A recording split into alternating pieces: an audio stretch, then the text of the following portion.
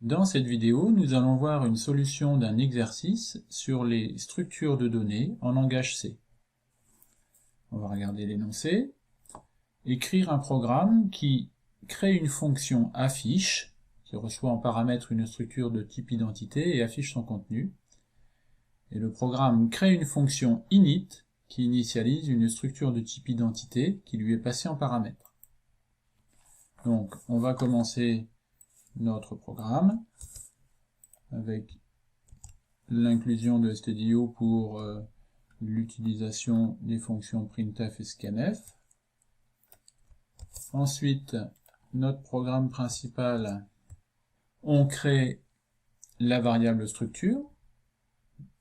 Donc individu va être une variable de type struct-identité. Struct-identité est à créer.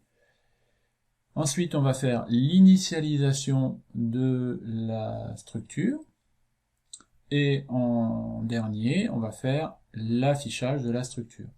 Donc à chaque fois, ce que l'on passe, c'est le nom de la variable. On passe l'adresse de la variable pour la fonction init et le nom de la variable pour la fonction affiche. Donc maintenant, on va créer notre structure identité. La structure identité avec nom, prénom et âge. Nom, un tableau de 10 caractères, prénom, un tableau de 10 caractères, âge, un entier. On va regarder à la fonction affichage. Donc, la fonction affichage est relativement simple. Affiche, et on passe en paramètre. On voit ici affichage, on lui passe le nom de notre variable individu. Individu va être recopié comme paramètre passé à la fonction. C'est pour ça qu'on définit ici le type struct-identité quelqu'un. Donc individu va être recopié dans la variable quelqu'un. À l'intérieur de la fonction affiche, on va utiliser cette variable quelqu'un, quelqu'un.nom, quelqu'un.prénom, quelqu'un.âge pour accéder aux différents champs de la structure qui aura été passée en paramètre. Il nous reste à faire la fonction init, fonction d'initialisation.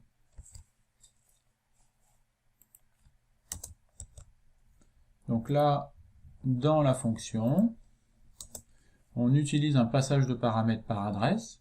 Pourquoi est-ce qu'on utilise un passage de paramètres par adresse? Puisque la variable est créée dans la fonction appelante, dans la fonction main, on la passe en paramètre à la fonction init. Ce que l'on souhaite, c'est que, après la fonction init, que les valeurs saisies soient conservées. Si on avait utilisé un passage de paramètres par valeur, on ne pourrait pas modifier une variable de la fonction appelante ici, donc individu ne pourrait pas être modifié sur un passage par valeur. Il faut donc utiliser un passage de paramètres par adresse. Donc on a notre pointeur PTID pour pointeur identité, et on va faire notre saisie avec un scanf sur PTID flèche nom, PTID flèche prénom, ici, scanf de l'adresse de PTID flèche âge. Une petite parenthèse concernant cette écriture avec une flèche. On peut l'écrire différemment. De manière classique, on a tendance à mettre un point pour accéder à un champ de la structure. Mais étant donné que PTID n'est pas une structure mais est un pointeur, donc on ne peut pas accéder à un champ directement, à un champ d'un pointeur, il faudrait l'écrire avec l'élément pointé par PTID. Donc l'élément pointé par PTID devrait représenter cette structure-là. En prenant en compte la priorité des opérateurs, l'opérateur le plus prioritaire et l'opérateur point ici, ce qui fait que ça sera interprété par le compilateur comme étant PTID.nom, donc l'élément pointé par PTID.nom, ce qui n'est pas ce que l'on souhaite. Il faudrait mettre des parenthèses pour éviter que le point soit l'opérateur le plus prioritaire. Là, le premier opérateur à être prise en compte devrait être le étoile. Donc pour cela, on est obligé de mettre des parenthèses pour l'élément pointé par PTID, donc la structure, point nom. On voit que cette écriture est un peu lourde, donc étant donné qu'on parle de pointeur, on a tendance à utiliser cette notation avec une flèche.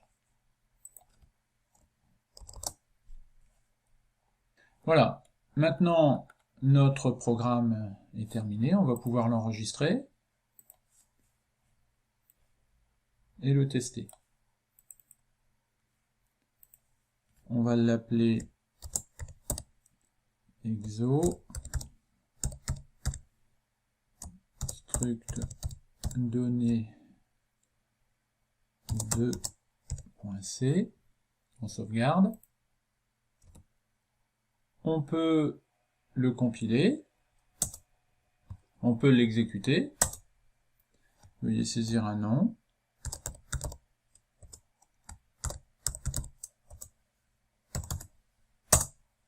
Voilà, Toto Titi a 10 ans. Alors, dans ce programme-là, on a utilisé un passage de paramètres par adresse et un passage de paramètres par valeur pour affiche. On pourrait très bien utiliser un passage de paramètres par adresse pour affiche. Auquel cas, ça s'écrirait, on va créer une fonction affiche bis qui, elle, reçoit un passage de paramètres par adresse.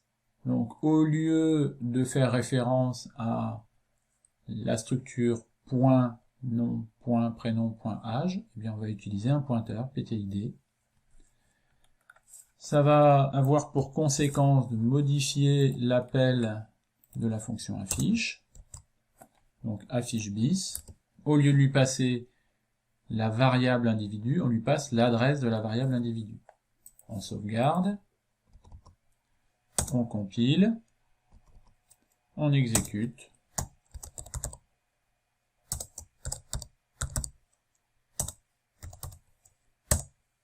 Voilà, ça se comporte exactement de la même manière. Pourtant, ça a des répercussions importantes au niveau du plan mémoire, mais là, on ne peut pas le voir au niveau de l'exécution. Donc, on va regarder le fonctionnement sur Python Tutor, en C. Voici notre programme. À la création, on voit bien dans la fonction main sur la pile est créée une variable individu de type struct identité qui est composée d'un nom qui est un tableau de 10 caractères, d'un prénom qui est un tableau de 10 caractères et d'une variable âge de type entier. On exécute, on va rentrer dans la fonction init. Quand on rentre dans la fonction init, on lui passe un pointeur. Donc vous voyez, ptinit ici, c'est le pointeur qui est en paramètre à cette fonction init. La première des choses qui est faite, c'est que le pointeur reçoit l'adresse de notre structure individu. Donc le pointeur, il pointe ici. Alors là, on a l'impression qu'il ne pointe que sur le champ nom, mais en fait, il pointe sur la structure identité complète. Et ensuite, on va faire notre scanf. Étant donné que sur Python Tutor, on ne peut pas faire de scanf, on a utilisé ici les strcpy, on a initialisé les valeurs par défaut. Donc là, on saisit, on voit bien la chaîne Toto dans le champ nom, on saisit la chaîne Titi dans le champ prénom, et la valeur 10 dans le champ âge. Une fois qu'on sort de la fonction init, la variable qui était créée à l'intérieur de la fonction init n'existe plus, et notre structure qui faisait partie de la fonction main a été modifiée et conserve les valeurs modifiées. On va faire maintenant un affichage.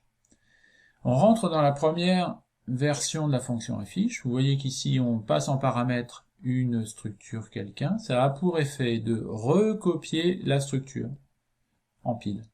Donc dans la fonction affiche, on a une variable qui s'appelle quelqu'un, qui est la copie identique de ce qui a été passé en paramètre.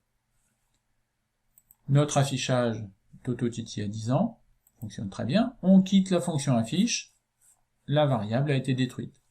Maintenant on rentre dans la fonction affiche bis, Ce qui est créé, c'est uniquement un pointeur.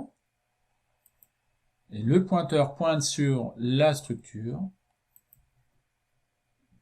ce qui permet d'accéder aux différents champs de la structure et de faire un affichage. Et là, on voit bien qu'il y a une grande différence entre un passage de paramètres par valeur et un passage de paramètres par adresse.